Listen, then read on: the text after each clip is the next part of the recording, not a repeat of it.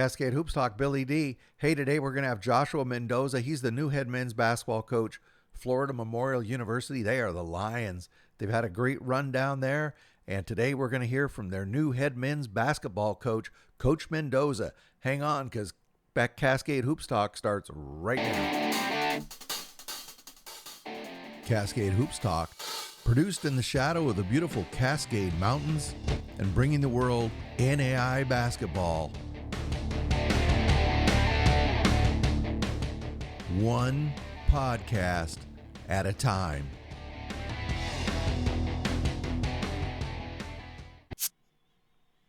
Hey, Josh Mendoza, he had a great collegiate career. He played at Johnson and Wales. He was Defensive Player of the Year there in 2017. He played professionally, I believe, in Peru. Won 2 championships down there, MVP of the finals both times. He brings a big bag of tools, let's say, to this head coaching gig.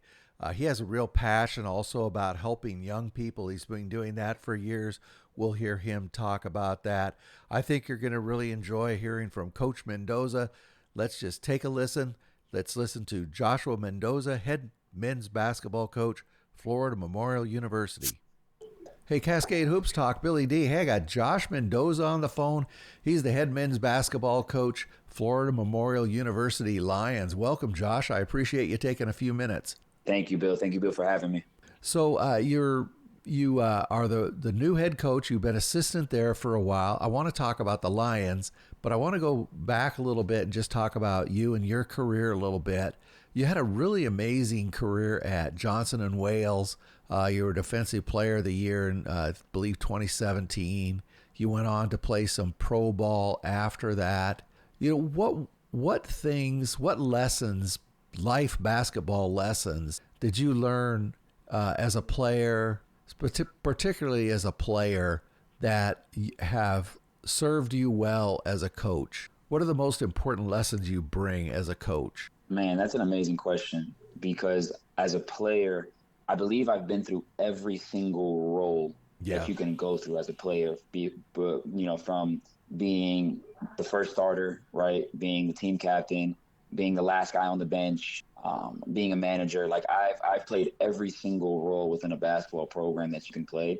And especially through the adversity times, through the times that I wasn't playing, through the times that I was on the bench, I think I learned the most during that period of my playing career. And while, I was young, so while I didn't really realize it then, I think the lessons that I learned there helped cultivate my knowledge as a coach to be able to bring all 15 guys together, especially the ones that aren't playing, to still be bought in to what we're doing as a program. So you mentioned the highlights as far as being a professional and being Defensive Player of the Year. But my first 3 years of college was so inconsistent as far as how I was playing, and that was completely on me. David Graham did an awesome job of molding me and teaching me throughout my college career. And, I came in as a freshman that was anticipated on playing. As a sophomore, I was benched. As a junior, I was benched. And it wasn't until I realized that I had some changes to make within myself in order to get what I wanted out of the game, which, cultivated a successful season in that 2017 year, and eventually to be a professional 3 years later. It was really through those adverse times that I went through that made me a more well-rounded player, and I think catapulted me to continue playing and continue loving the game as a coach now. When you step back, I've heard this from players who got injured, but when you step back and you kind of in a different role, right? You're watching other guys play. Did the game not look different to you? Did you see a whole different perspective? What did you see that was different? Now, I think for me, what I saw that was different when I was sitting on the bench, I think it was my mindset, right? So when I'm sitting on the bench, I was in a pity mode, and I wasn't bought into why I wasn't playing, or in the person in front of me that was playing. I was bought into me. I was in the business of me.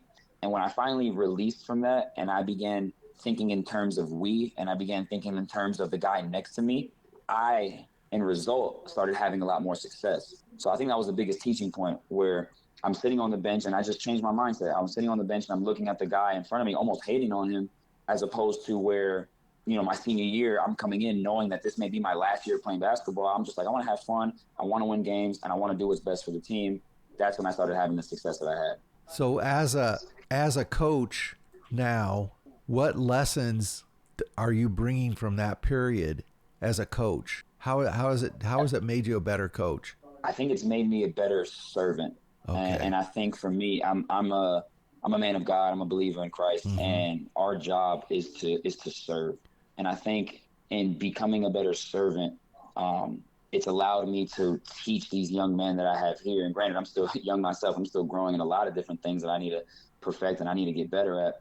But I think my ability to serve is what ultimately helps the group get better. And I think if I'm able to teach just a little bit of that to my group and they can buy into serving one another, we can be better as a program. So in 2022, you were done playing professionally. You got the opportunity to come over to Florida Memorial University as the development coach to begin with, I believe, right? What? Yeah. Yeah. So What? I'll give you. Go ahead. Go ahead.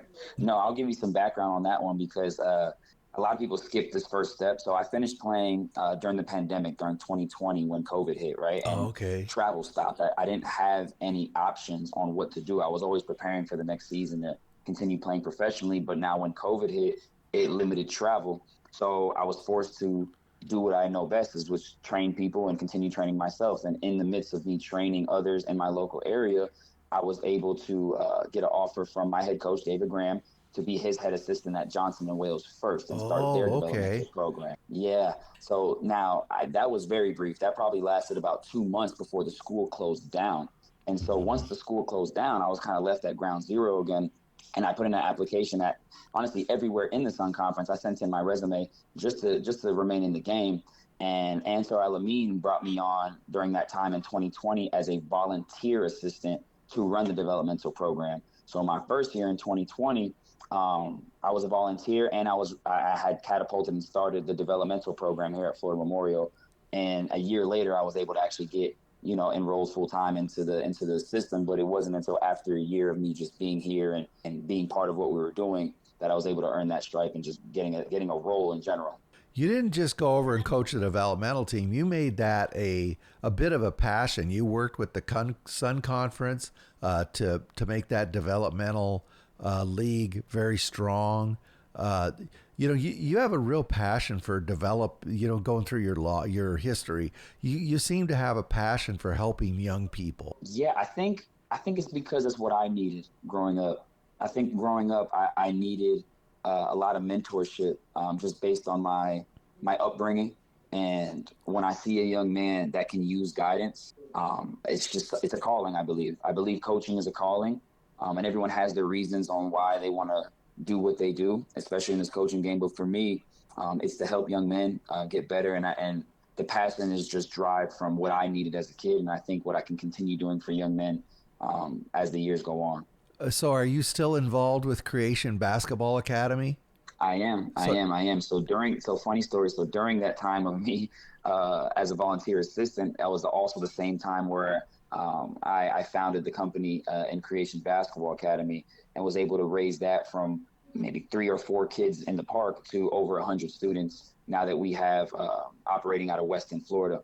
And again, it was just fortunate in the grace of God that he allowed me to continue doing what I was doing on both ends, because it's very hard. I mean, like being a college coach yeah. is tasking, right? Like it's a night and day job. You're scouting, you're recruiting, and especially with this developmental beast that really only exists in the NAIA, you're dealing with a lot of different tasks that you have to do.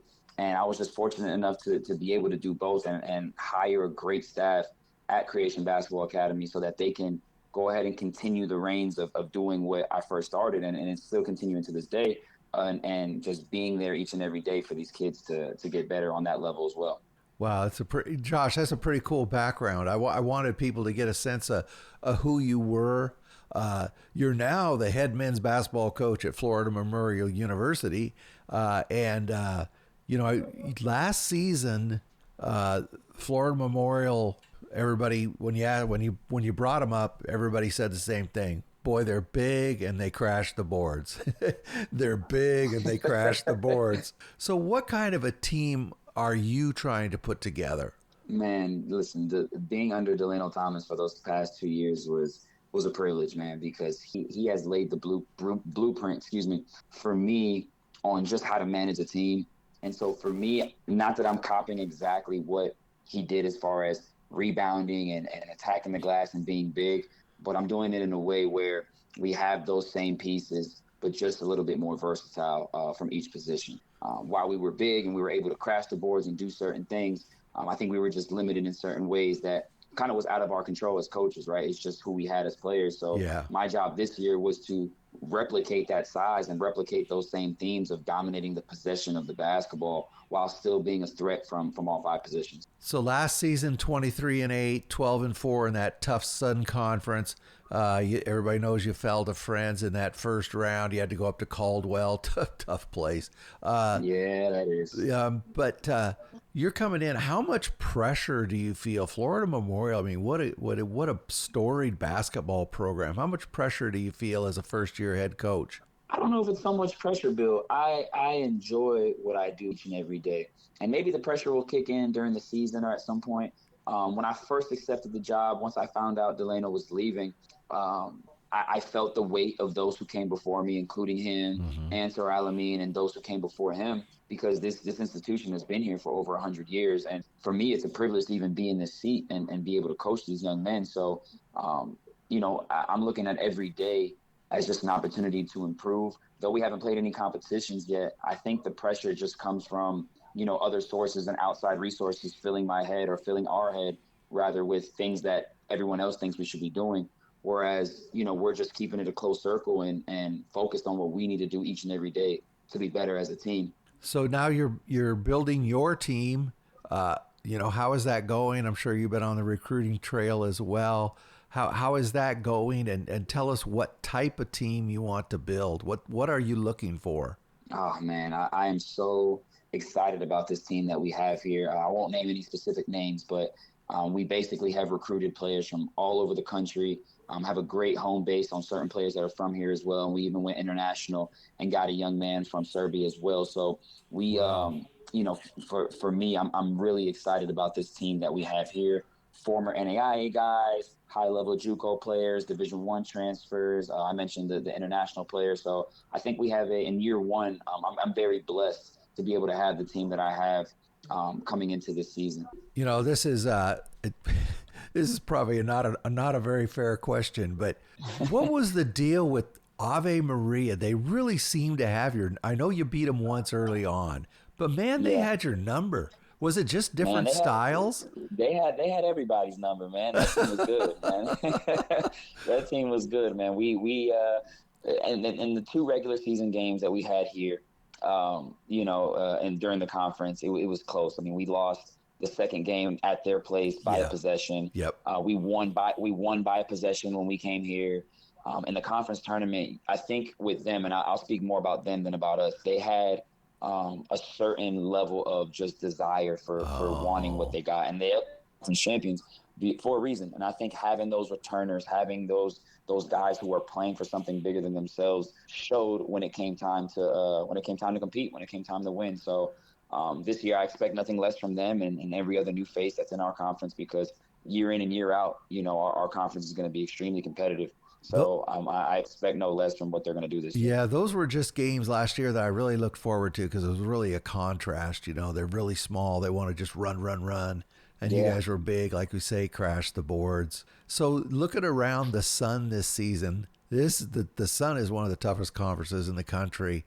What is it going to take for you to compete in the Sun again and have another good season? It's a great question, Bill. For us, it's going to take us being what we call everyday guys, because on any given night, especially this year more than ever, you can get beat by anybody, right? So from the 1st seed to the 9th seed, I mean, we have a very competitive conference. Coastal Georgia has a new coach that's going to come in, and I know he's going to come in and change that program around from what is traditionally known to do. I know Warner's coming in his 2nd year.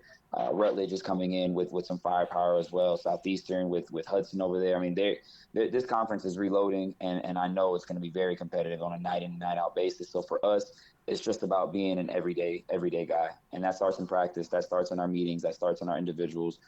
Every time we come together as a team, we have to be consistent behind what we do in order to play consistent. And I think that's for us. That's what we really need to focus on, just being consistent at home, on the road, and versus whoever else we play throughout the season. Yeah, Josh, you've been around lots of different levels of basketball. I've been a NAI guy pretty much all my life. In your mind, where does NAI stack up with, different levels of college basketball? That's a great question. Nowadays, more than ever, aside from the high major Division Ones, I believe there's good programs and there's bad programs. Yeah. So you can compare it to, you can compare it vaguely to Division 2 to a low major Division 1. But I think at the end of the day, it comes down to being a good program or a bad program, right? There is Division 2s out there in the country that can beat Division 1s, right? There are NAIAs who can do the same, and vice versa. So I think when you compare levels, we're more comparable to a Division 2 team. But then again, right, like there's Division 3 teams that are very good. There's Division 2 teams that are not very good and don't have a well-versed program. So it really just depends on how well the programs ran that represents the division as a whole. That's a really good. Yeah, that's a great point, because you hit it spot on. It really depends on the program. Yeah. So it's almost time to get going. You're only a month away from practice. How excited are you, and how are they treating you there at Florida Memorial? Oh man, I'm super excited. They are treating us well. They're giving us every opportunity we have to be competitive. So I'm very pleased with our new administration. We have a new president, an athletic director who slid over from compliance. And I think just on a day in and day out basis, we want to be focused on just competing at a high level. So again, I'm very pleased. I'm honored to even be in this position, because again, there was probably hundreds and dozens of applicants that could be in this seat that I'm in right now. So I just want to be able to take full advantage of this opportunity and maximize in year one and hit the ball running. We have probably one of the toughest schedules in the country. I would argue top 5 strength of schedules, and I don't know if that was my specific doing on trying to do that myself, or just the fact of me being willing to play anybody and everybody. But for me, I think they're giving us a good chance of being competitive. To have a shot to win those games. Well, you did the right thing, because now the way things are set up, I mean, you can't afford a cupcake schedule. You pay for it in the end. Correct. I mean, you just do, and you're not ready for conference, and doesn't help you with the power rankings, et cetera. So you definitely did the right thing, and it's a lot of motivation for the guys to get ready, because they don't want to go out and get embarrassed early. And we have some tough ones. So when the schedule comes out, we already released our non-conference schedule with us traveling to Indiana Wesleyan and Nelson and the Masters. So I mean, we are hunting, man, and I think, like you said, it's going to prepare us for February, for March, when it comes time to raise our level and compete against the best in our conference. Well, Coach, I want to tell you how much I appreciate you taking a few minutes after we get going here in the season and you play a couple of those non-conference games. I want to get you either a post game or get you on one of the shows. We do a show every day, 5 days a week during the season. I want to get you back on early in the season and find out how things are going. Hopefully that'll work out. Absolutely, Bill. It just depends on where we're at in the season, if we're losing or if we're winning. I'm kidding. I would love to do this again, man. You are awesome at what you do, and I really appreciate you having me. Well, thank you very much. That's Josh Mendoza. He's the head men's basketball coach, Florida Memorial University Lions. Thank you, Coach. Thank you, Bill. Have a great one. Hey, thank you very much to Coach Mendoza. What a great young man. I really enjoyed that conversation. And also thank you to Florida Memorial University. Join us again tomorrow. We'll be back. I want to appreciate everybody who's listening. We'll talk to you tomorrow. Thank you very much for supporting our podcast. Please like and subscribe. Get out to your local NAIA school, because NAIA basketball is the best entertainment value in America.